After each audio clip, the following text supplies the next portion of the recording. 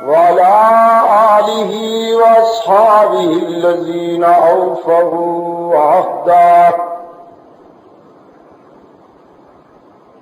الذين هم مفاتيح الرحمة ومصابيح الغرر. أعوذ بالله من الشيطان الرجيم. بسم الله الرحمن الرحيم.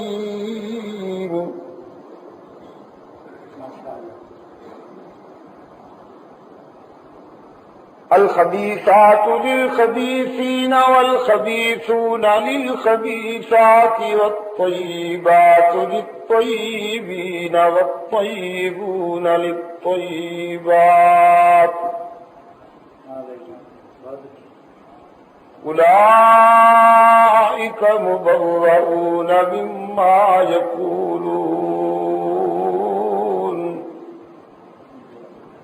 لهم مغفرة ورزق كريم. صدق الله مولانا العظيم.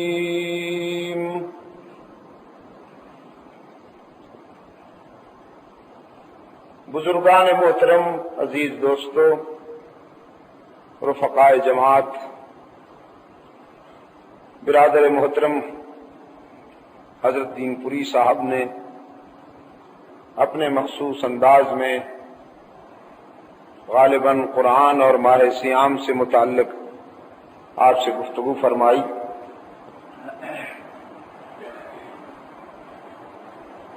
ماہ صیام میں باہر کا سفر کرنا بڑی کڑی آزمائش ہوتا ہے، لیکن ہم جماعتی رفقا سے رابطے اور دوسرے جماعتی تقاضوں کی تکمیل کے لیے یہ سفر کر رہے ہیں. آج کی اس نشست میں یہاں کے احباب کے تقاضے پر ہماری حاضری ہو رہی ہے، اور میں بے حد شکر گزار ہوں آپ حضرات کا کہ 20 تراویح پڑھنے کے بعد دور دراز سے آپ اس والہانہ محبت سے تشریف لائے ہیں. دل کی گہرائیوں سے دعا گو ہوں کہ اللہ آپ کو اس سے زیادہ بیداری اور اپنے فکر کی اشاعت و تقویم کے لیے فرض کی ادائیگی کا احساس عطا فرمائے. چونکہ ماہ صیام کی 17 تاریخ عفیفہ کائنات حبیبہ حبیب خدا صدیقہ بنت صدیق اکبر مخدومۃ المسلمین ام المؤمنین حضرت عائشہ رضی اللہ تعالی عنہا کا یوم وفات ہے. میں اس نشست کے مختصر سے وقت میں صدیقہ کائنات ہی کی سیرت کے متعلق چند باتیں عرض کروں گا. قرآن کریم نے ایک اصول وضع کیا ہے، اور وہ یہ کہ ناپاک مردوں کے لیے ناپاک عورتیں ہیں اور پاک باز مردوں کے لیے پاک باز عورتیں ہیں. یہ اللہ کا وضع کردہ اصول ہے، اور قیامت تک کے لیے اس اصول کی پاسداری کی ذمہ داری بھی اسی نے لی ہے. کل، آج یا آئندہ کبھی اگر کوئی شخص پیغمبر کی پاک ذات سے یا پیغمبر کے پاک گھر میں کسی ناپاک نسوانی پیکر کے وجود کو ثابت کرتا ہے تو وہ دو باتوں سے حقیقت پہ حملہ آور ہے، یا وہ قرآن کے اصول کو کمزور سمجھتا ہے یا اللہ کے اختیار کو کمزور سمجھتا ہے.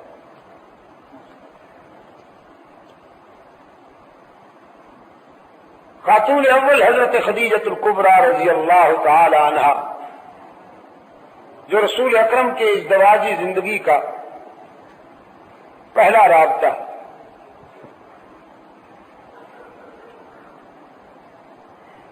حضور اکرم صلی اللہ علیہ وسلم کی یہ وہ پہلی رفیقہ حیات ہے کہ جس نے محمد بن عبداللہ کو محمد الرسول اللہ ہوتے دیکھا، جس کے آنکھوں کے سامنے محمد بن عبداللہ محمد الرسول اللہ ہوئے، اور یہ وہ خوش نصیب خاتون ہیں انسانی تاریخ میں کہ جس کو یہ سعادت نصیب ہوئی کہ سب سے پہلے وحی کی آواز اللہ کے رسول نے سنی، اور پھر رسول کی زبان سے سب سے پہلے وہی حضرت خدیجۃ الکبریٰ رضی اللہ تعالی عنہ کے کانوں نے سنی۔ جناب خدیجہ رضی اللہ تعالی عنہ کا ازدواجی مرحلہ رسول اکرم صلی اللہ علیہ وسلم کے ساتھ بڑا تاریخ ساز ہے اور اسلام کے دور اساسی کا یادگار زمانہ ہے۔ رحمت عالم صلی اللہ علیہ وسلم جب دل گرفتہ ہو کے آتے تو خدیجہ حضرت آقا نامدار صلی اللہ علیہ وسلم کے حوصلہ افزائی کرتی، رسول اکرم صلی اللہ علیہ وسلم کے دکھوں میں شریک رہتی، اور جھولیاں بھر بھر کے خدیجہ نے رسول اللہ کے مشن پر اپنا سب کچھ لٹایا۔ اور جب خدیجۃ الکبریٰ رضی اللہ تعالی عنہا نے اس دنیا کو خیر باد کہا اور حضور کی ازدواجی زندگی تنہائی کا شکار ہوئی تو افسردہ رہنے لگے۔ پیغمبر کی اس افسردگی کو صدیق جیسا چاہنے والا عاشق کب برداشت کر سکتا؟ ابو بکر نے اس افسردگی کا علاج یہ کیا کہ اپنی لخت جگر رسول اللہ کے قدموں پہ قربان کر دی، اور جناب عائشہ محمد عربی کی آبرو بن گئی۔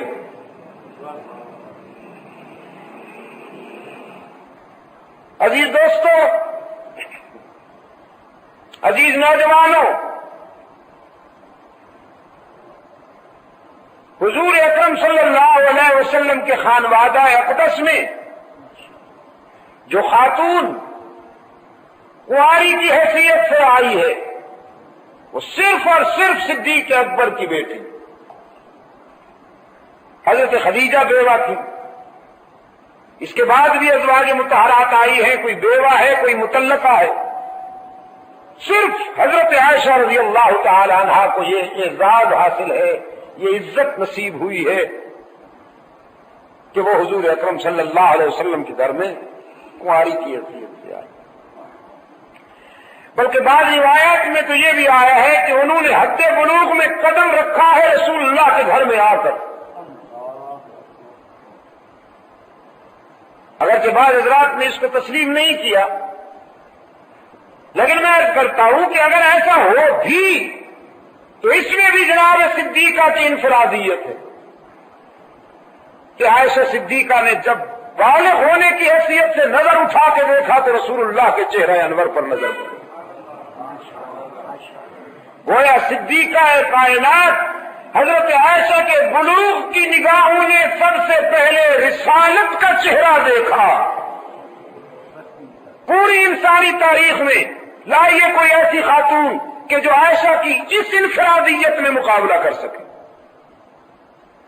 فخر کیا کرتی تھی حلقہ ازواج مطہرات میں، صدیقہ کائنات فخر کیا کرتی تھی کہ اللہ نے میری کتاب زندگی میں جو ابواب ترتیب دیے ہیں جنت کی حوریں بھی مقابلہ نہیں کر سکتی۔ فرماتی تھی اللہ نے یہ عزت مجھے عطا کی ہے کہ میں رسول اللہ کے گھر میں کنواری کی حیثیت سے داخل ہوئی۔ قسام ازل نے یہ اعزاز مجھے بخشا ہے کہ نکاح سے پہلے رویا صادقہ میں اللہ نے اپنے محبوب کو میرا چہرہ دکھایا کہ پیغمبر خدیجہ کے بعد میں نے یہ رفیقہ حیات تیرے لیے منتخب کی۔ فرماتی تھی یہ اعزاز بھی اللہ نے میرے مقدر میں لکھا کہ میرے بستر پہ کئی مرتبہ قرآن اترا اور وحی کی بارش ہوئی۔ یہ اعزاز بھی قسام ازل نے میرے ہی مقدر میں لکھا کہ مجھے کئی مرتبہ جبرائیل امین کا دیدار نصیب ہوا. میں نے اپنی ان آنکھوں سے روح الامین کو اس کی اصلی حالت میں دیکھا.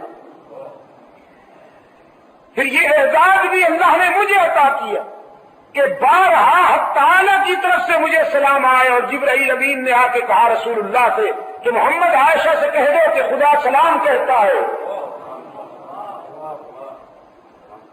یہ عزت بھی صرف مجھے نصیب ہوئی.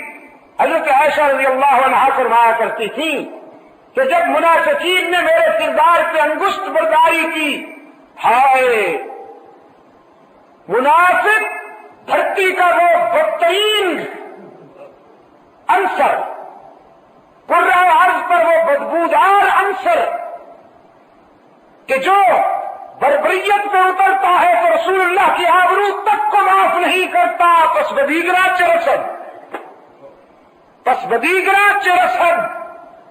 عائشہ جیسی پاک باز، بے داغ اور رشک حوران ارم، جب اس کے بے داغ دامن پر منافق نے انگشت برداری کی ہے تو کوئی اور یہ توقع کیوں کرتا ہے کہ وہ منافقین کی چیرہ دستی سے محفوظ رہ سکے گا. فرمایا کرتی تھی کہ جب منافقین نے میرے کردار پر انگشت برداری کی تو وہی کے کٹہرے میں قرآن نے میرے حق میں صفائی دی اور اللہ میرا وکیل صفائی بن گیا. اور یہ بھی آپ کے لیے آپ کی معلومات میں اضافہ کرے گی بات، اگرچہ آپ اس کو یاد نہیں رکھیں گے، کہ قرآن کریم کی حافظہ، تاریخ میں پہلی حافظہ قرآن کریم کی حضرت عائشہ رضی اللہ تعالی عنہا. میرے عزیز دوستو، 2210 حدیثوں کی راویہ ہیں. رسول کی پرسنل لائف کی، حضور کی ذات نجی زندگی کی ترجمانی کرنے والی سید عائشہ ہیں. اور آج ایک دوپہر کی نشست میں میری زبان سے جملہ نکل گیا، اب اسے زندگی بھر دہراؤں گا، اتفاقاً نکل گیا. اور میں سمجھتا ہوں یہ حضرت دین پوری صاحب کی برکت تھی کہ وہ میری زبان سے جملہ نکل گئے. میں نے کہا مردوں سے، آپ بھی ملاحظہ فرمائیے، مردوں میں سے جس شخصیت نے رسول کو قریب سے دیکھا وہ صدیق اکبر ہے، اور عورتوں میں سے جس شخصیت نے رسول کو قریب سے دیکھا وہ صدیق کی بیٹی صدیقہ کائنات حضرت عائشہ رضی اللہ تعالی عنہا ہے. میرے عزیز دوستو، خلوت کے وہ لمحات، خلوت کی وہ تنہائیاں کہ جو روح الامین کو بھی میسر نہ آ سکی وہ صدیق کی بیٹی کو میسر آئی. حضرت عائشہ رضی اللہ تعالی عنہا نے ڈوب کر رسول اللہ کو جو خلوت میں دیکھا ہے، کائنات انسانی میں اور کسی نے نہیں دیکھا ہے. استاد ہیں صحابہ کی، ہزاروں صحابہ کی استاد ہیں. اور اگر آپ اجازت دیں تو کہہ دوں اس میں کوئی مبالغہ نہیں ہوگا کہ شریعت مستفی کے وہ اساسی زاویے اور وہ اساسی خطوط کہ جن پہ ملی زندگی کی عمارت استوار ہے، اس کی بنیاد رکھنے والے صدیقہ کائنات کے ہاتھ ہیں. جس طرح کے اور صحابہ کرام کے ہاتھ ہیں، نسوانیت کے لیے اس کی بنیاد حضرت عائشہ رضی اللہ تعالی عنہا نے رکھی. تو پھر کیوں اللہ اس عفیفہ کے دفاع میں حساس نہ ہوتا؟ اس عفیفہ کے دفاع میں حق تعالیٰ کیوں حساس نہ ہوتا کہ اس سے ملت کا مستقبل وابستہ تھا؟ ملت کا مستقبل وابستہ تھا. اگر عائشہ کا کردار مجروح ہو جاتا، اگر عائشہ کی حیثیت مجروح ہو جاتی تو مستقبل کے لیے ملت صحیح راستے کے تشخص میں کبھی کامیاب نہ ہو سکتی. منافقین کی بدزبانی کا جواب رسول اللہ صلی اللہ علیہ وسلم کے خدا نے دیا ہے. میرے عزیز دوستو، بہت سے ایسے مرحلے ہیں قرآن پاک میں، آپ دیکھیں گے کہ کبھی حضرت مریم پر الزام لگ رہا ہے، کبھی حضرت موسیٰ پر الزام لگایا جا رہا ہے، کبھی حضرت یوسف ابن یعقوب علیہ السلام پر الزام لگایا جا رہا ہے. جب بھی کسی معصوم پر الزام لگتا ہے تو الزام فرش والے لگاتے ہیں، صفائی بھی فرش والے دیتے ہیں۔ سیدہ مریم اپنے نو مولود کو گود میں لیے بیٹھی ہے۔ میں نے یورپ کی کانفرنسوں میں عیسائیوں کے سینے پہ کھڑے ہو کر یہ بات کہی تھی کہ تم مریم کا فالو کرتے ہو، مادر میری کہتے ہو اسے، براہ کرم ڈوب مرنے کے لیے تمہارے پاس کچھ پانی کا انتظام ہوگا؟ کہ مریم کے پاس جو بیٹا آیا اللہ کا وہ اس کی مشیت کا شاہکار تھا، لیکن اس کے باوجود وہ کہتی ہے یا لیتنی مت قبل ھذا۔ اور تم جو ہر ہفتے ہزاروں بچے مشکوک النسل جنم دے ڈالتے ہو، تمہاری تو جبین پہ عرق انفعال کا ایک قطرہ بھی نہیں ابھرتا، تو تمہیں کیا نسبت ہے حضرت مریم سے؟ حضرت مریم کی کہانی قرآن کی زبانی سنیے تو صحیح۔ اللہ نے دعوت فکر دی ہے اپنے محبوب کو، فرمایا وَاذْكُرْ فِي الْكِتَابِ مریم، محبوباً قرآن کے آئینے میں ذرا مریم کے کردار کا بھی مطالعہ کیجیے نا۔ اذ انتبذت من اہلها مکانا شرقیا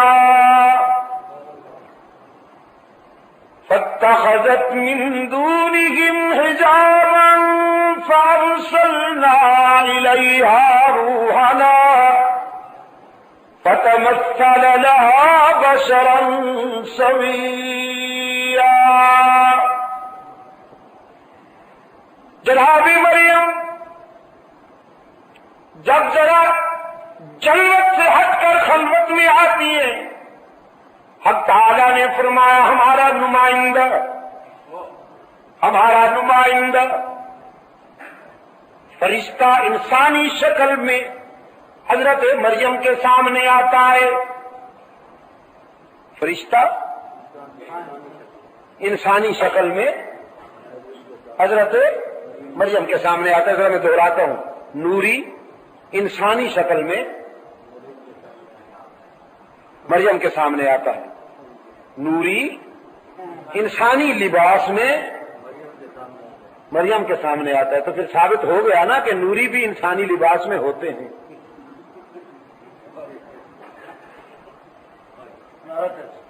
لیکن قرآن کی دیانت پہ قربان جاؤں، قرآن چور بازاروں کو معاف نہیں کرتا، قرآن نظریاتی چور بازاروں کا تعاقب کرتا ہے، کامیاب تعاقب۔ جب بھی کبھی نوری بشری لباس میں ظاہر ہوتا ہے، قرآن اسے مخفی نہیں رہنے دیتا، فتمثل لها بشرا سویا، بتا دیا کہ تھا تو نوری لیکن مصلحتاً بشر بن کے آئے۔ لیکن رسول نے تو قرآن کریم کے سفر میں قدم قدم پہ اعلان کیا ہے کہ میں نقلی بشر نہیں ہوں، اصلی بشر ہوں۔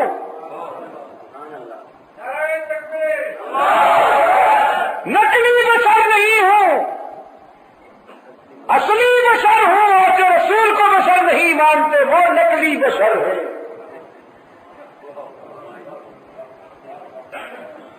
وہ نقلی بشر ہیں، وہ جانور ہیں بشکل بشر۔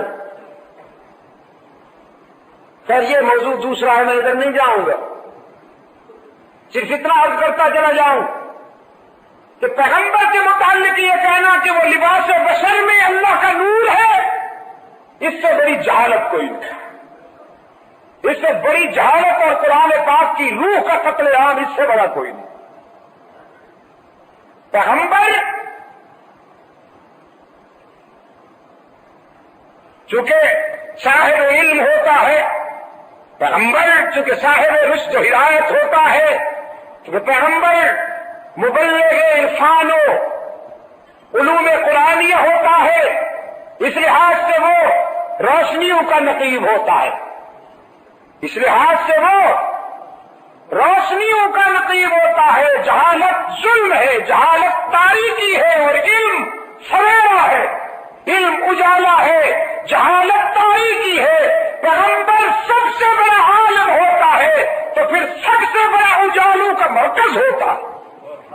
سب سے بڑا سویروں کا مرکز ہوتا ہے، لیکن ہوتا اصلی بشر ہے، پیغمبر ہوتا اصلی بشر۔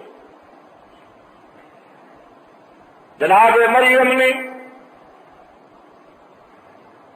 اپنے سامنے بشر کے لباس میں نوری کو پایا تو پہچان نہ سکی، کانپ گئی۔ فرمایا انی اعوذ بالرحمن منک ان کنت تقیا۔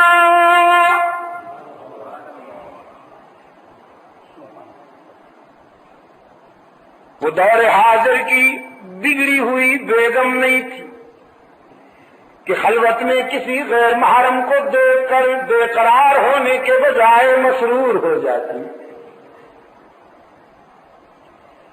قالت انی اعوذ بالرحمن منک ان کنت تقیا۔ میں اللہ کی پناہ مانگتی ہوں، اگر تیرے دل میں خوف خدا کا کوئی بھی زاویہ ہے تو میں خدا کی پناہ مانگتی ہوں تیرے شر سے۔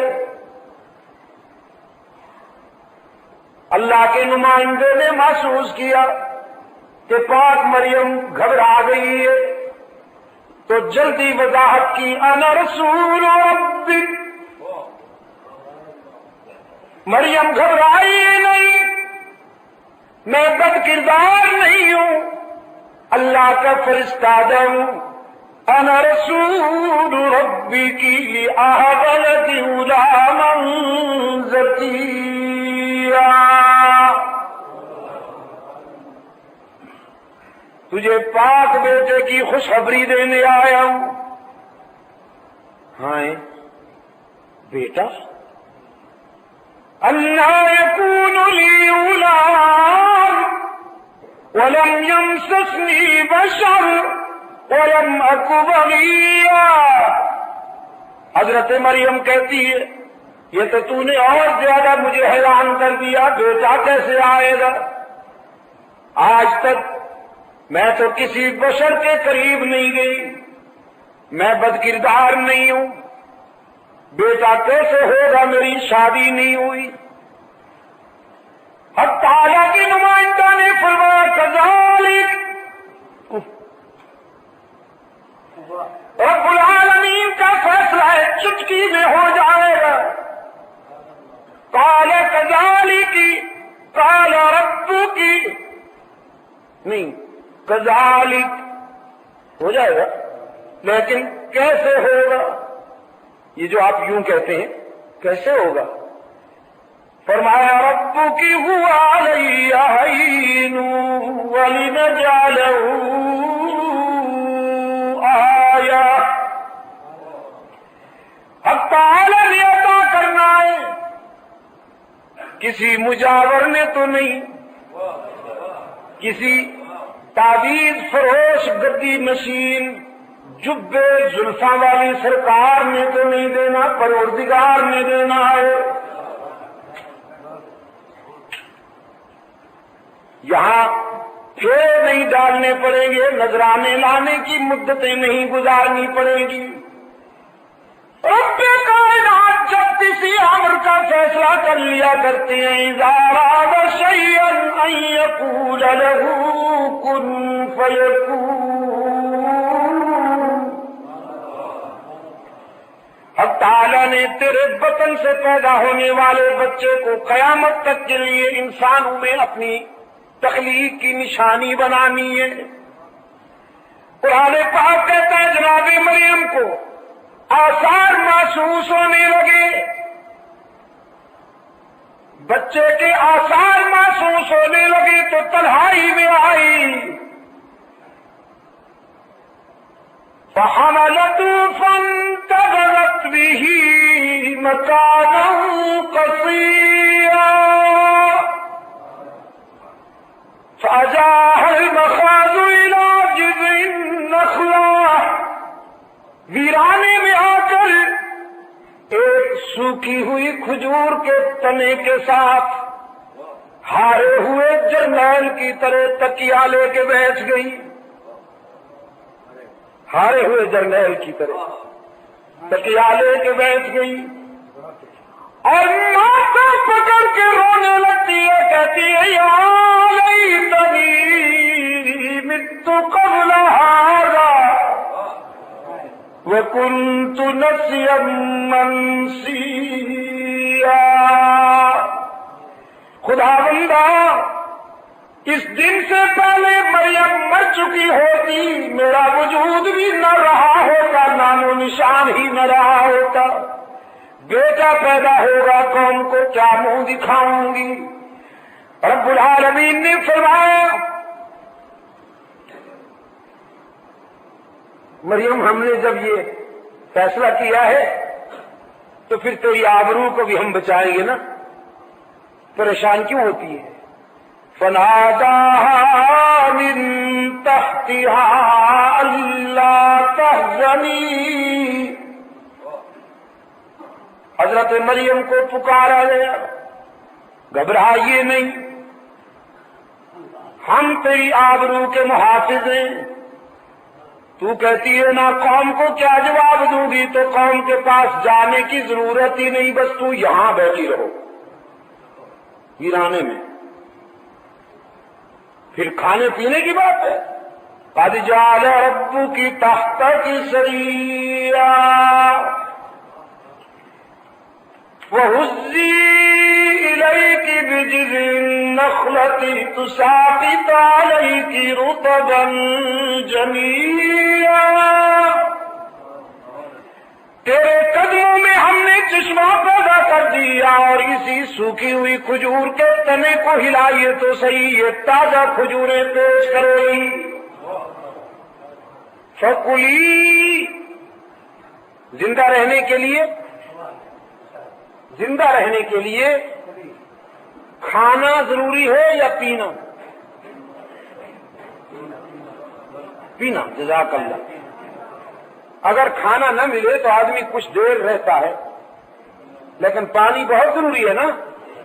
قرآن کی فصاحت کے صدقے جاؤں، جب زندہ رہنے کی بات تھی تو پہلے پانی کا ذکر آیا، قد جعل ربک تحتک سریا۔ کراچی میں پانی بند ہو۔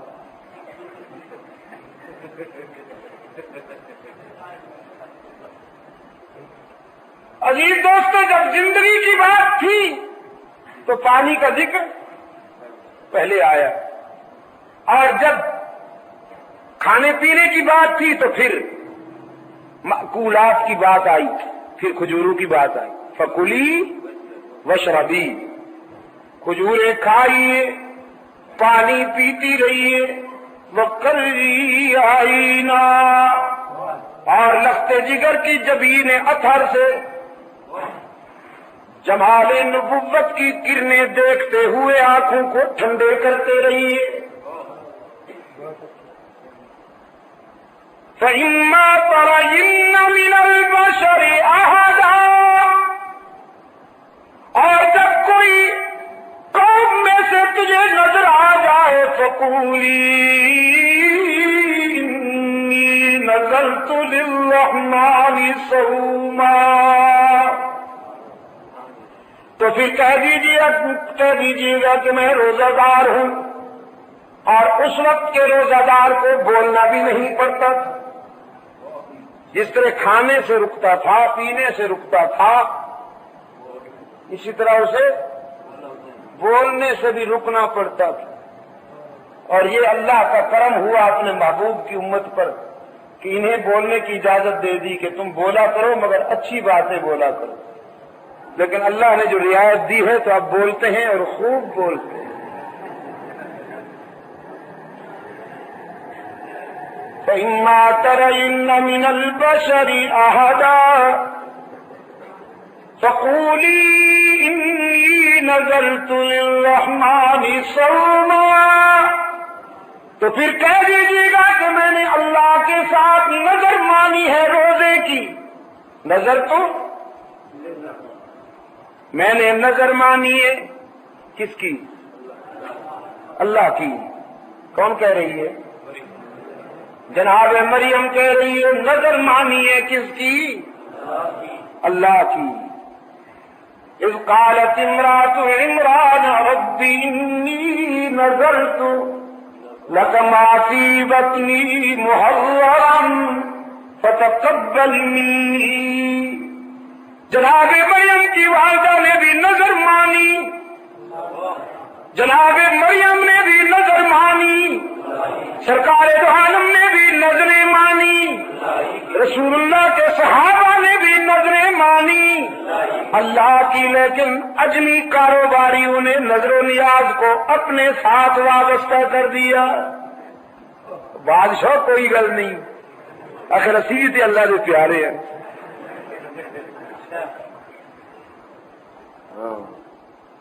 اجڑی ہوئی شخصیت آ جاتی ہے دروازے پر. نظر اللہ حسین. اجڑی ہوئی شخصیت آ جاتی ہے دروازے پر. نظر اللہ حسین. ویسے ہے بڑا ہوشیار، آپ کی جیب کو بھی خالی کر جاتا ہے اور اپنے فکر کی خدمت بھی کرتا رہتا ہے بہت ہوشیار. اس اجڑے ہوئے سنی سے تو بہرحال یہ ملنگ اور یہ گداگر جو ہے وہ بھی بہتر رہا. یہ بیچارہ سن ہو کے، سنی سن ہو کے اسے پتہ ہی نہیں. میں کہتا ہوں پرسنٹیج کیا ہوگی اس وقت سوسائٹی کی، معاشرے کی پرسنٹیج کیا ہوگی؟ کتنے لوگ ہیں اہل سنت میں سے جن کو یہ پتا ہو کہ رمضان مبارک کی 17 تاریخ کو حضرت عائشہ کا یوم وفات؟ پتا ہوگا کسی کو؟ احساس ہوگا؟ مان لیجئے نا، کوئی بات نہیں، نہیں ہوگا نا. میرے عزیز دوستو، نظر کس کی مانی جائے؟ اللہ ہی کی. نمک حلال ہمیشہ اسی کی نظر مانتے ہیں. نمک حلال ہمیشہ اللہ ہی کی نظر مانتے رہے، اللہ ہی کی نظر مانتے رہیں گے. اور رہے نمک حرام تو پھر ان سے وفا کی کیا امید؟ ہرجائیوں سے وفا کی کیا امید؟ قرآن پاک نے فرمایا فاتت به قومها تحمل. حضرت مریم کے قریب قوم آئی جب انہیں پتہ چلا کہ مریم بیٹا لیے بیٹھی ہے. قالوا یا مریم لقد جئت شیئا فریا. تانازنی کرتے ہوئے قوم کے ہر فرد نے مریم پر یہ الزام لگایا کہ بیٹا کہاں سے لے آئی ہے، کردار کی مشکوک ہو گئی. اور پھر تیر چلاتے ہوئے، تانا زنی کے نشتر چلاتے ہوئے نسبت یاد دلاتے ہیں مریم کو، یا اخت ہارون. ہارون جیسے بے داغ بھائی کی بہن ہوتے ہوئے تو نے یہ کیا کر ڈالا؟ ما کان ابوک امرأ سوء وما کانت امک بغیا. تیری تو والدہ بھی پاک باز، تیرا تو باپ بھی بے داغ، بیٹا کیسے آ گیا؟ فاشارت الیہ. آفاقی ہدایات کے مطابق مریم نے اشارہ کیا نامولود کی طرف کہ میرا دماغ نہ کھاؤ، اسی سے پوچھ لو کہ اسے کس نے بھیجا ہے. قوم کہتی ہے کیف نکلم من کان فی المہد صبیا. ہم اس بچے سے کیسے باتیں کریں جو ماں کی گود میں لیٹا ہے یا پنگھوڑے میں لیٹا ہے؟ وہ بولنے کے قابل نہیں، تو اس کی طرف اشارہ کرتی ہے، خود کیوں نہیں بتاتی؟ ہم تو تجھ سے ہی پوچھ کر رہیں گے. رب العالمین نے فرمایا عیسیٰ اگرچہ اس عمر میں بچے نہیں بولا کرتے، آج تجھے بولنے کی ضرورت ہے تو بول. اور بول بھی یوں کہ تیری گفتار تاریخ میں مثال بن جائے. جناب عیسیٰ علیہ السلام بولے، فرمایا انی عبد اللہ، میری والدہ کے کردار پر انگشت برداری کرنے والوں میں مشکوک النسل نہیں ہوں، میں تو ابدیت کاملہ کا تاریخی نشان ہوں۔ انی عبد اللہ آتانی الکتاب وجعلنی نبیا وجعلنی مبارکا اینما کنت وأوصاني بالصلاة والزكاة ما دمت حيا وبرا بوالدتي ولم يجعلني جبارا شقيا۔ حضرت مریم کے لیے وکیل صفائی کی حیثیت سے عیسیٰ علیہ السلام بولے، لیکن وہ عیسیٰ کی ماں مریم تھی۔ اب آئیے اپنی ماں مریم اسلام کی مریم کی کہانی بھی سنیے۔ جب مدینہ کے گلی کوچوں میں منافق کہتے پھرتے تھے کہ ابو بکر کی بیٹی کا کردار مشکوک ہے، محمد کی گھر والی کا کردار مشکوک ہے، کہتے تھے ان کی روحانی نسل آج بھی جو خود خاندانی مشکوک النسل ہے وہ آج بھی سیدہ عائشہ رضی اللہ عنہا کے متعلق یہی خیال رکھتے ہیں۔ بنی المصطلق کے غزوہ کے واپسی کے موقع پر حضرت عائشہ رضی اللہ تعالی عنہ فرماتی ہے میری آزمائش اور امتحان کا وقت آوے کہ منافقین نے ایک سوچی سمجھی اسکیم کے تحت میرے خلاف پراپگنڈا مہم چلائی۔ میرے آقا سخت ملول و حزین ہو کر گھر تشریف لائے۔ فرماتی ہیں میں نے رسول اللہ کی جبین کو پڑھتے ہی محسوس کر لیا کہ آقا کسی گہرے الم میں گہرے حزن میں مبتلا ہے۔ فرماتی ہے ہاں رمز شناس نبوت جو ہوئی، میں نے سلام عرض کیا تو رسول اللہ نے چہرہ پھیر لیا۔ حضرت عائشہ دوڑتی ہوئی اس طرف آ گئی جس طرف حضور نے چہرہ پھیرا تھا، پھر رہی طلب نگاہوں سے آقا کی طرف دیکھتے ہوئے سلام عرض کیا تو حضور نے انتہائی غم و حزن کی کیفیت میں چہرہ دوسری طرف پھیر لیا۔ سیدہ عائشہ فرماتی ہے میری سمجھ میں نہیں آ رہا تھا کیا معاملہ ہے، تو پھر رسول اللہ صلی اللہ علیہ وسلم کی خاموش نگاہوں نے مجھے بہت کچھ سمجھا دیا اور میں نے اپنے آقا سے اجازت چاہی، اگر آپ اجازت دیں تو اپنے ابا کے گھر چلی جاؤں۔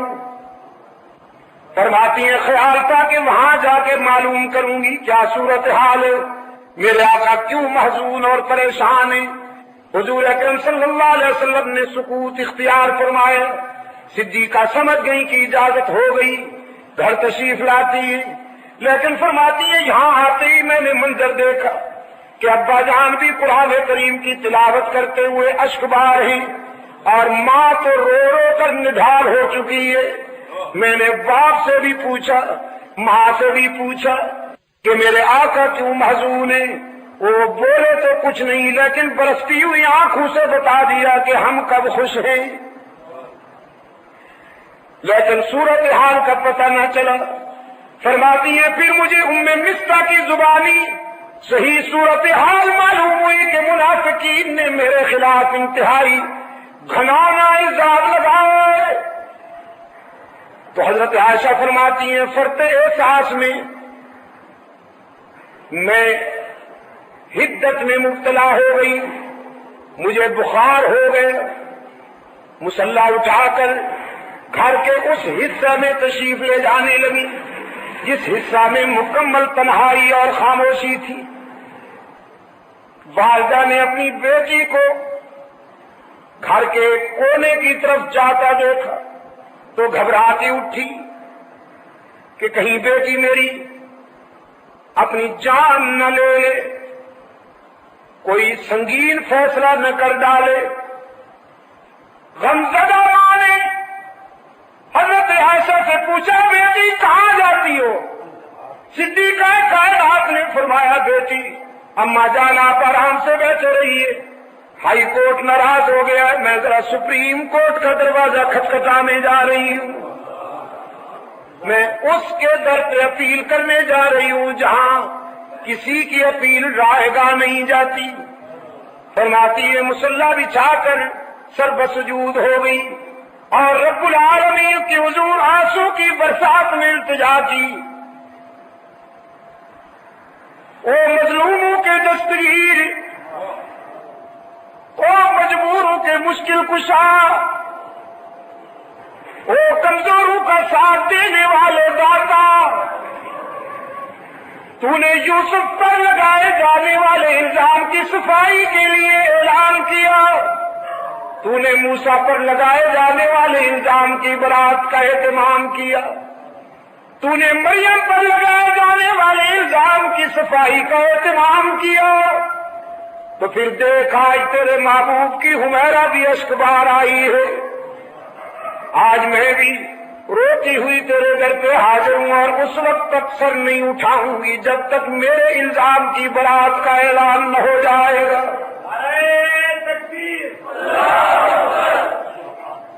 جناب صدیقہ رضی اللہ تعالیٰ عنہ جہاں اشک بار ہیں، ادھر سرکار دو عالم صلی اللہ علیہ وسلم نے صحابہ کی میٹنگ بلائی ہوئی ہے، صحابہ کرام کے سامنے رحمت عالم صلی اللہ علیہ وسلم نے یہ مسئلہ رکھا، کیا کیا جائے، اس معاملے میں کیا کرنا چاہیے؟ صحابہ میں سے کسی میں جرأت گفتار ہی نہیں، ہر شخص فرط غم میں اشکبار ہے، سسکیوں کی آواز آ رہی ہے، کبھی کبھی کسی کی چیخ نکل جاتی ہے، وہ اپنی ماں کے غم میں فرط الم میں مبتلا ہے۔ حضرت علی رضی اللہ تعالیٰ عنہ اٹھے اور عرض کرتے ہیں اللہ کے رسول، اس مسئلے میں اگر آپ زیادہ کبیدہ خاطر ہیں تو پیغمبر کو بیویوں کی کمی تو نہیں، عائشہ کو طلاق دے دیجیے۔ بس اس آواز کے بعد حضرت فاروق اعظم رضی اللہ تعالیٰ عنہ آنسو کی برسات میں کھڑے ہوئے اور عرض کیا میرے آقا یہ بالکل آخری فیصلے کی بات ہے، پہلے یہ بتائیے کہ عائشہ کو آپ کی بیوی بنا کے آپ کے گھر میں بھیجنے والا کون ہے؟ ذرا ہم اس سے پوچھیں تو صحیح کہ تو نے کس کے لیے کون سی بیوی منتخب کی؟ رسول اللہ صلی اللہ علیہ وسلم نے اس سوال کے جواب میں انگلی آسمان کی طرف اٹھا دی۔ یہ پیغمبر کا خاموش مگر جامع جواب تھا کہ یہ فیصلہ، یہ رشتہ کرنے والا تو پروردگار عالم ہے۔ اپنے آقا کی انگلی آسمان کی طرف اٹھی ہوئی دیکھ کر فاروق اعظم کی تلوار نیام سے نکل آئی۔ فاروق کی تلوار پہ بھی قربان جاؤں، یہ منافقین کی روز اول سے دشمن ہے۔ عرض کیا اللہ کے رسول، اب منافقین کو تو میری تلوار کے حوالے کر دیجیے، عائشہ کے دشمنوں سے تو میری تلوار نمٹے گی۔ اس عفیفہ کو جس شخصیت، جس ذات نے سوچ سمجھ کے آپ کے گھر میں بھیجا تھا، آپ کے گھر سے نکالنے کا اختیار بھی اسی ذات کو ہے۔ آپ انتظار فرمائیے کہ وہاں سے کیا فیصلہ ہوتا ہے۔ رسول اللہ صلی اللہ علیہ وسلم نے فرمایا جزاک اللہ ابن خطاب، تو نے تو میرے دل کی ساری گرانی دور کر دی، اب میں بھی اسی کے فیصلے کا منتظر ہوں، تم بھی اسی کے فیصلے کا انتظار کرو۔ میٹنگ برخاست ہو گئی اور رحمت عالم صلی اللہ علیہ وسلم یہاں سے اٹھ کر سیدھے خانوادہ صدیقی میں آئے۔ ہمارے دروازے پر ہمیں کیوں چھیڑتے ہو؟ رسول اکرم صلی اللہ علیہ وسلم نے فرمایا ابو بکر کے گھرانے والوں دروازہ کھولو نا، تمہارے دروازے پر آسمان رسالت کا سراج منیر آیا ہے۔ پیغمبر کی آواز سن کر حضرت عائشہ رضی اللہ تعالیٰ عنہ کی والدہ دوڑتی ہوئی آئیں، دروازہ کھولا تو عبداللہ کا یتیم، آمنہ کا لال، صلی اللہ علیہ وسلم رشک ماہتاب و آفتاب دروازے پر موجود ہیں. کراچی کے دوستوں میں کہا کرتا ہوں صدیقی گھرانے کی خوش قسمتی میں قربان جاؤں کہ ساری دنیا رسول کے قدموں میں، رسول صدیق اکبر کے دروازے پر. رحمت عالم صلی اللہ علیہ وسلم نے دروازہ کھلتے ہی پہلا سوال کیا میری عائشہ کہاں ہے؟ اور صدیقہ کی والدہ نے روتے ہوئے عرض کیا حضور میری بیٹی تو اسی دن سے سجدے میں سرب سجود ہے، اسی دن سے مصلی پر اشک بہار ہے، کسی سوال کا جواب نہیں دیتی، کسی بات میں بولتی ہی نہیں ہے، ہر وقت روتی رہتی ہے. اور ادھر سیدہ عائشہ فرماتی ہے میں سن رہی ہوں آواز رحمت عالم صلی اللہ علیہ وسلم کی بھی، اپنی والدہ کی بھی. میرا جی چاہا کہ اٹھ کر رسول اللہ کے دامن سے چمٹ جاؤں اور جی بھر کے رو لوں، لیکن پھر میرے ضمیر نے میرے قدم روکتے ہوئے رہنمائی کی کہ جس کی عدالت میں اپیل کی ہے وہاں سے فیصلہ تو ہو لینے دے. یہ ٹھیک ہے کہ تیرا محبوب تیرے گھر آیا ہے، لیکن اس کا دروازہ چھوڑ کر جانا بھی تو قرین انصاف نہیں ہے. سرکار عالم صلی اللہ علیہ وسلم قریب آئے اور فرمایا حمیرہ کچھ بولنا چاہتی ہو تو بولو، تیری صفائی سننے کے لیے آیا ہوں. حضرت عائشہ فرماتی ہیں بس اب تو میرے ضبط کے بندھن ٹوٹ گئے. اور کرتے غم میں روتے ہوئے عرض کیا اللہ کے محبوب اشکو بسی و حزنی الی اللہ، میں اپنا درد دل علیم بذات الصدور کو سنا بیٹھی ہوں. آج میرا وہی حال ہے جو حضرت یوسف کے باپ کا تھا. دنیا والوں میں سے کسی کو اپنی صفائی کے متعلق کچھ نہیں کہوں گی، اسی کو کہہ دیا ہے جو میرے کردار کو بھی جانتا ہے، میرے افکار کو بھی. سرکار عالم صلی اللہ علیہ وسلم نے فرمایا حمیرہ فاروق اعظم نے بھی تیری مثل سپریم کورٹ میں بھیج دی ہے، میں بھی اسی کے فیصلے کے انتظار میں ہوں. حضرت عائشہ فرماتی ہے میں نے سوچا نہ معلوم رب العالمین کے حضور سے کب فیصلہ صادر ہوگا، یہ ضروری تو نہیں کہ اسی وقت ہو جائے. لیکن فرماتی ہے اب میری نظر پڑی رسول اللہ کی جبین اطہر پر، تو پسینے کے قطرے، پسینے کی بوندیں رسول اللہ کی جبین پر اس طرح پر آباد تھیں کہ جس طرح موتی بکھرے ہوئے ہیں.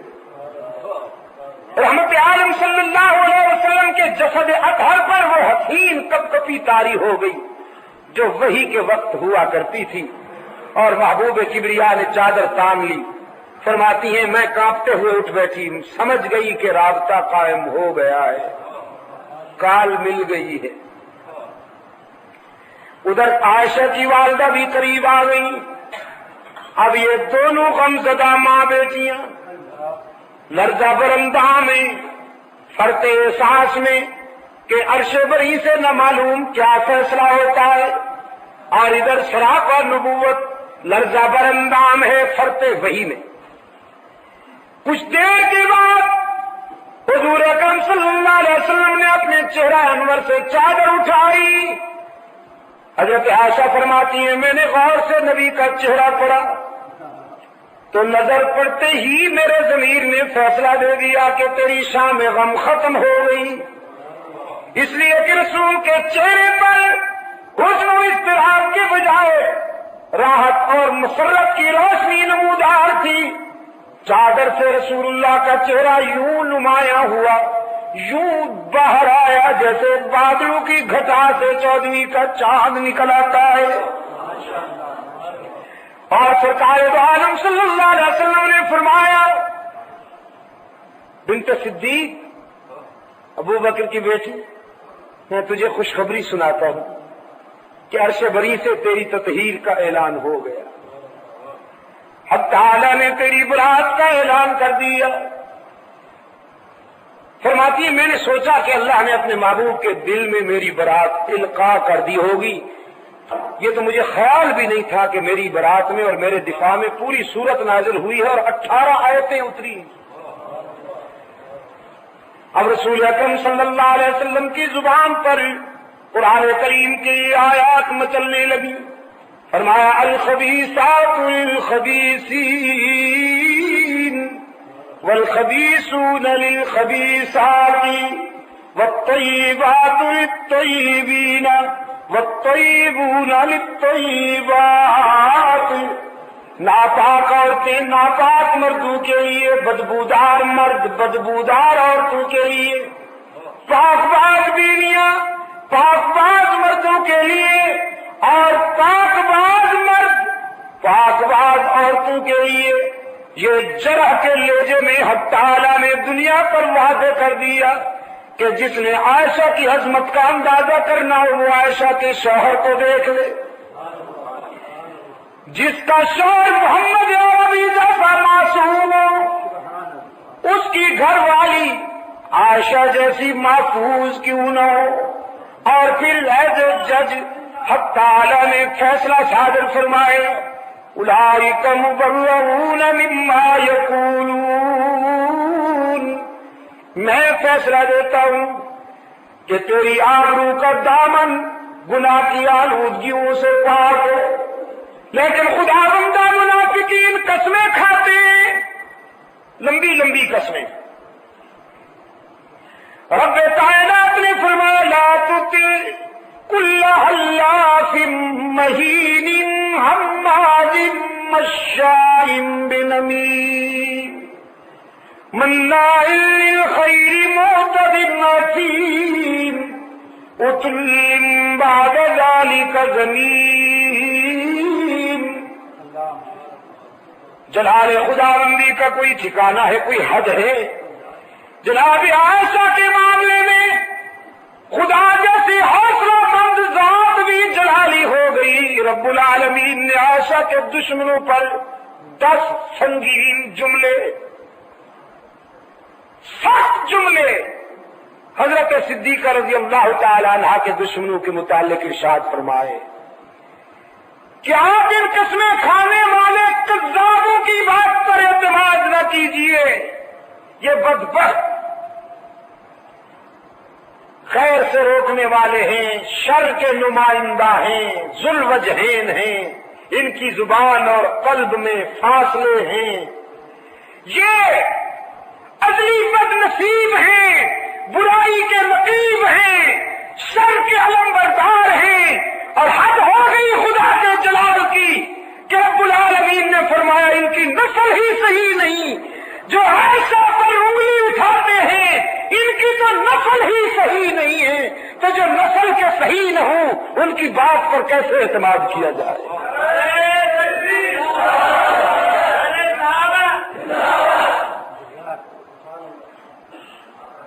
جناب صدیقہ کی والدہ نے عرض کیا بیٹی اپنے شوہر کا شکریہ ادا کرو۔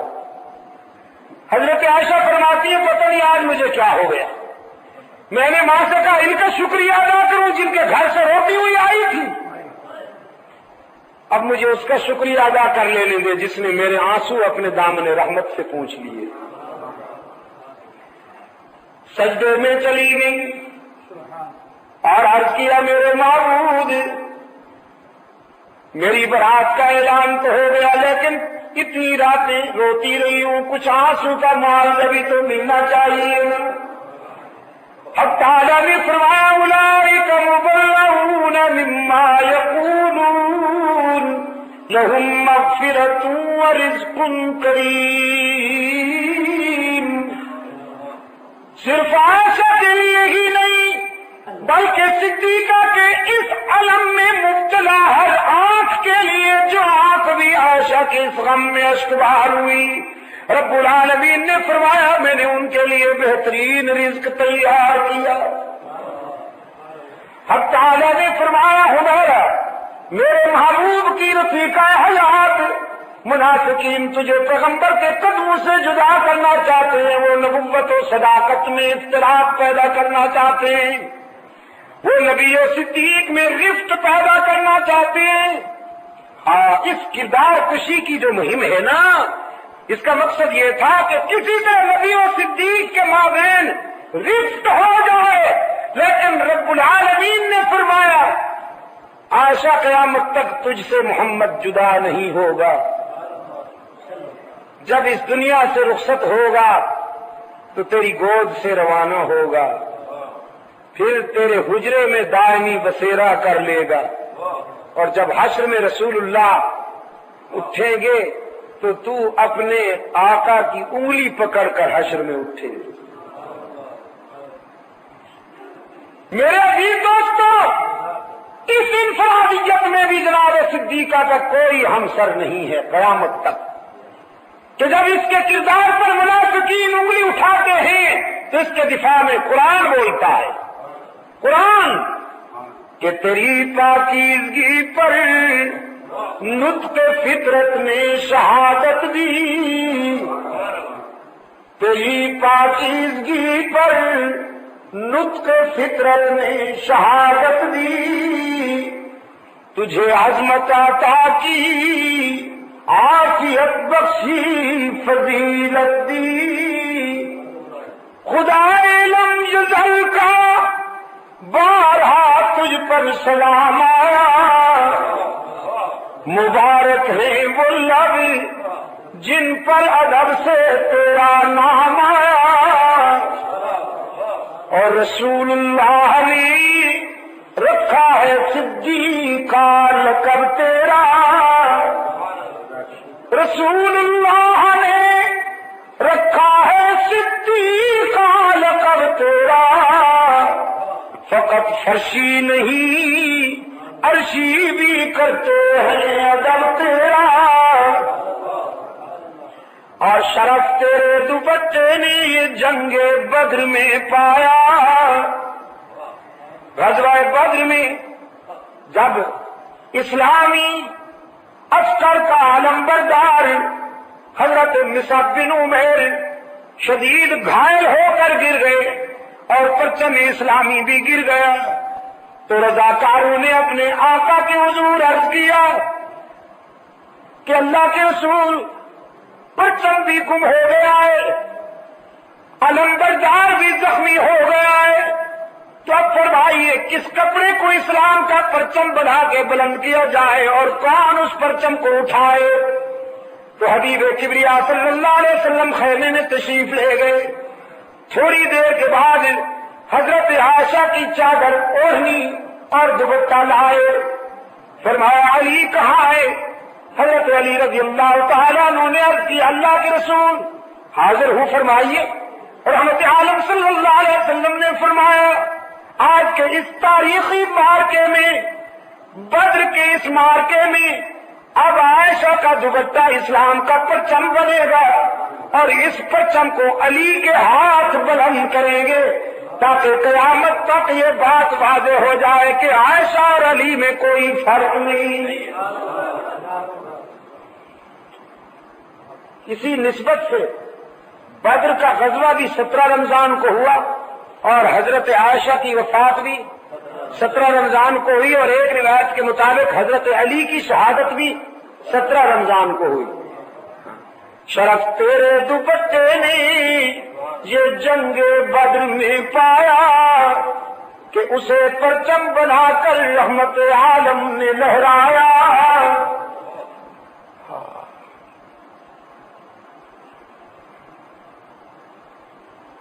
میرے عزیز دوستو،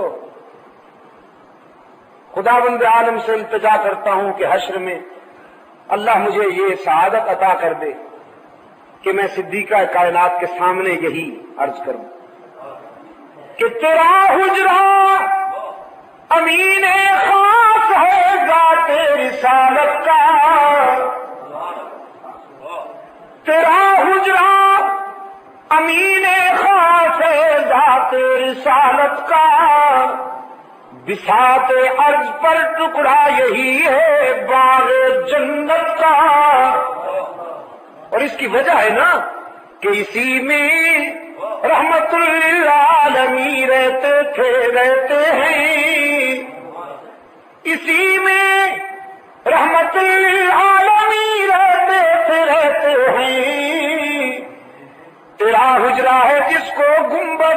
عذرا بھی کہتے ہیں، اور اسی سے حشر کے دن سرور کونین اٹھیں گے، مگر تنہا نہیں اٹھیں گے، ماں شیخین اٹھیں گے۔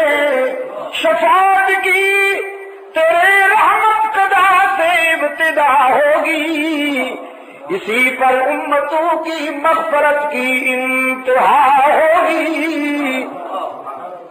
قیامت تک صدیقہ کی اس انفرادیت میں کوئی اور ہمسر نہیں ہو سکتا، کوئی اور ہمسر نہیں ہو سکتا۔ عزیز دوستو، ہمیں صبح کی نماز کے بعد بھی کچھ کہنا ہے۔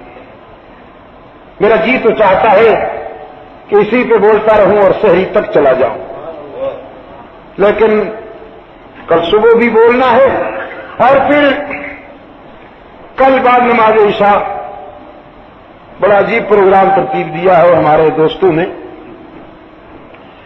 کہ اوکھائی میمن سوسائٹی میں حضرت دین پوری صاحب کی تو تقریر ہوگی، اور اس کے بعد پھر میری تلاوت کا انہوں نے دوستوں نے اہتمام کیا ہے، کچھ یہ ریکارڈنگ چاہتے ہیں، تو وہاں انشاءاللہ کل بعد نماز تراویح اوکھائی میمن سوسائٹی کے جماعت خانہ میں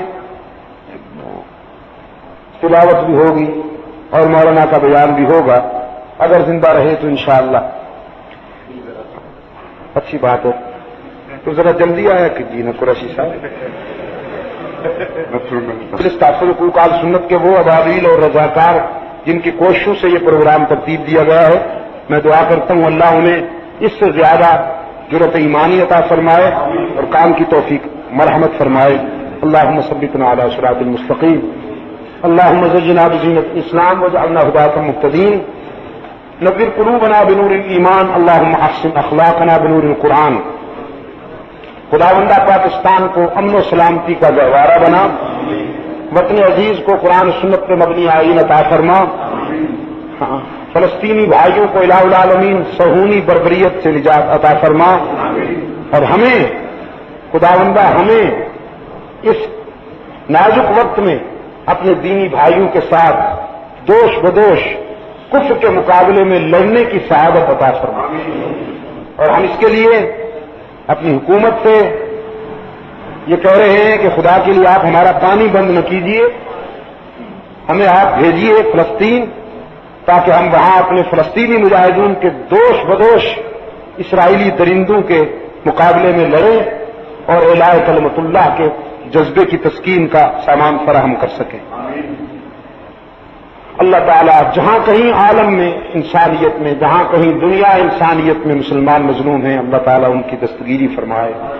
پاکستان کے مقدس شب و روز میں الہ العالمین ہمیں اس کے فیضان سے جھولیاں بھرنے والوں میں شامل فرما، ہماری دنیا اور عقبہ کو کامیاب فرما، اور ہماری سری جاری جلی خفی خطاؤں کو معاف فرما۔ وصلی اللہ تعالی علی خیر خلقہ محمد وعلی آلہ واصحابہ وبارک وسلم علیہ۔